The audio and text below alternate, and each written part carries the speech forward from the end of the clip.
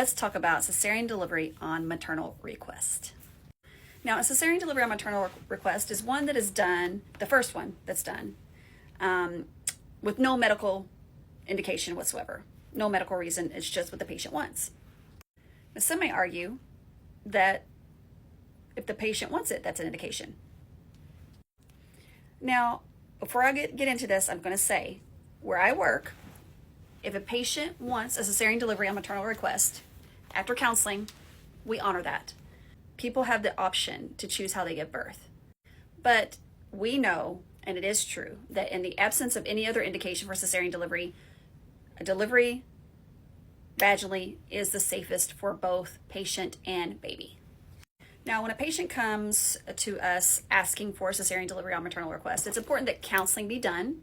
And some of the key points of counseling are going to include the risk of placenta previa with subsequent pregnancies, the risk of placenta accreta spectrum disorder with increasing number of cesareans, and the risk for intraoperative complications, which would include a hysterectomy.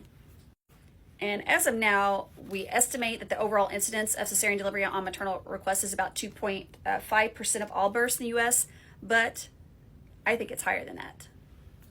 Now, I've talked on my platforms about how I am very conscientious about prevention at that first primary section.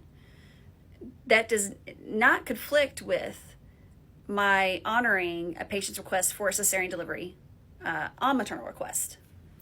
When I talk about prevention at that primary section, that means in someone who's laboring, before cesarean section is done, there should be a true indication. And this is someone whose goal it is to have a vaginal delivery. That is prevention at the primary section. Cesarean delivery on maternal request means it's someone that comes in with no medical indication who doesn't even want to try labor, but they want to go straight for a cesarean delivery.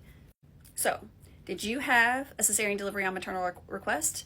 Tell me about it in the comments.